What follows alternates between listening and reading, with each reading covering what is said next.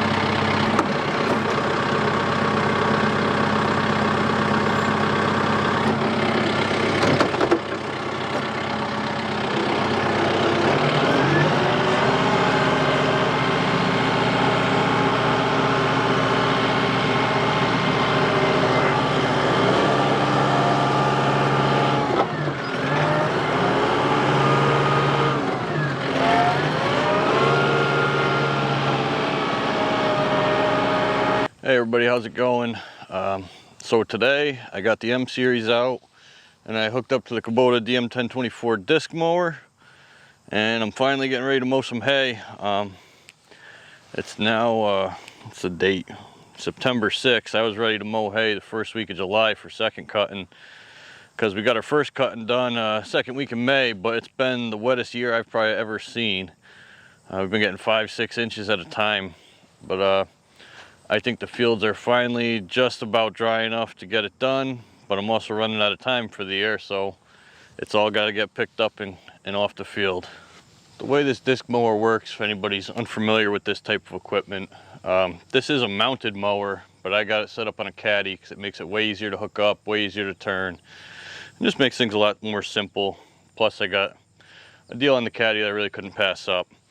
But each one of these turtles has 3 free swinging blades, almost like a bush hog, but they're only about 2 inches long, and they spin extremely fast. You can mow at 10-12 miles an hour and it won't miss a single blade. That's how fast they're spinning. I usually do a better job cleaning this thing up before I put it away, but we've really had a lot going on this year.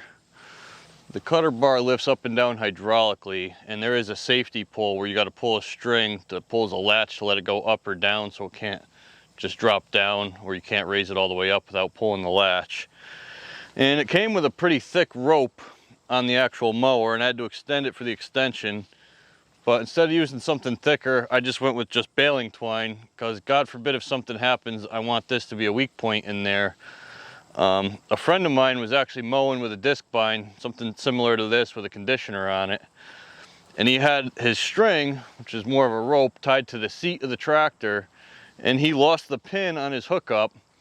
So the mower dug into the ground and the tractor kept going, and the rope tied to the seat actually yanked his seat right off the tractor, and he went and fell back on his back. Luckily the mower stopped and didn't keep going and go over him.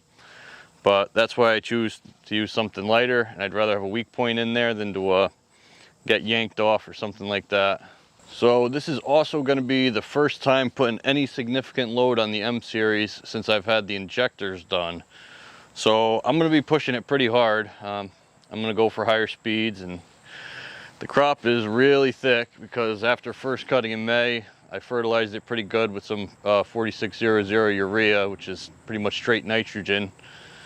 And it really grew good, but I never got a chance to mow it in all the rain we've had, so it's definitely super thick right now.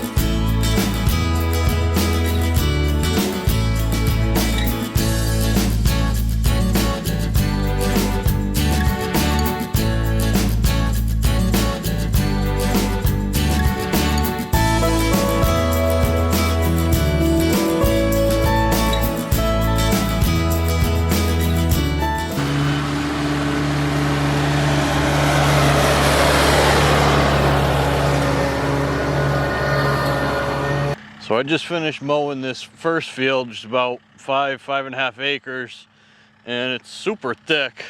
I don't know if you can just see. I mean, and that's what it's like throughout pretty much the whole field.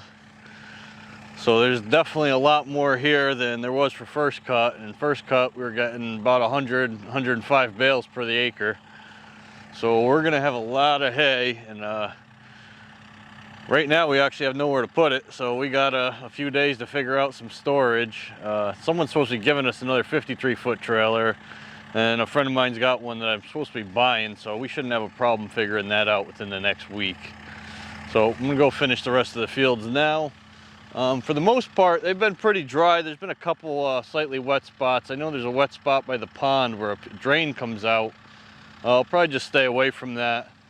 Then the fields that I had to stay off of for first cutting, I think they're still pretty wet, but I'm probably gonna just mow through them anyway. Even if I can't bale them, because it's gonna have to get cut no matter what if we're gonna bale it next year. So it wouldn't be too good if we lose that, but it is what it is if we do. I don't know what the heck this thing is, but anybody knows what kind of spider this is, put it in the comments.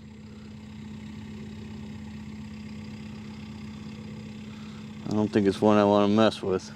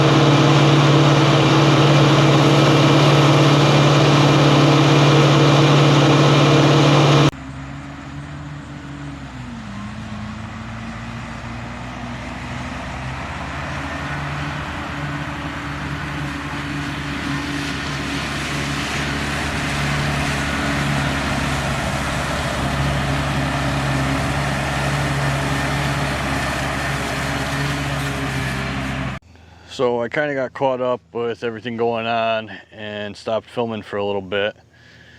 But I ended up finished mowing, and then I just hooked the tedder up. I ted it for the first time today to spread it out, so it'll start drying. It's actually drying surprisingly fast because it's not very humid out today, and there's been good sun all day and good breeze too, which is really going to help. The plan is to have it down for about a whole week.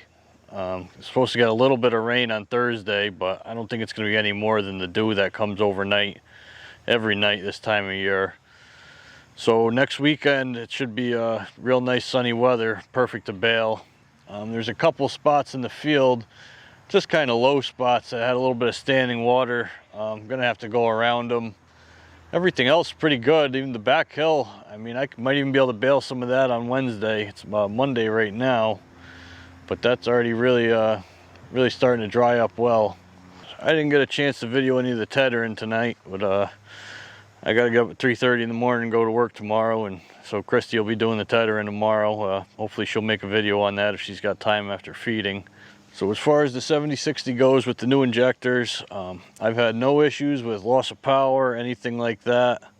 Other than one wet spot way in the back, there's about an acre that I completely had to stay off of. I started mowing it, but there's a spot that's probably 8 inches deep of water. When the whole cutter bar went underwater, it lost some power there, but that's only expected. But The new injectors seem to do great with it. You know, I had it in a standard PTO gear, not the economy gear like I did last time I mowed.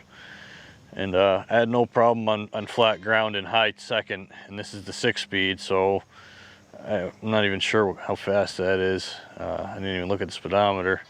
It's probably at least 10 miles an hour. So it took me, today I mowed about 15, 16 acres in about 3 hours, 3.5 hours, something like that. So it's performing as it should. So if you guys don't mind, if you enjoyed this video, give it a thumbs up. Subscribe if you haven't already. It'll really help our channel. We're actually growing pretty fast, and we're at just about, I think, 120 away from 1,000. We can get monetized at that point. So if you're watching, you don't mind helping us out with the subscribe. Hopefully we'll have more videos like this, and other tractor videos, some truck videos, things like that. And comment, tell me what you think. All right, thanks for watching, everybody. Have a good one.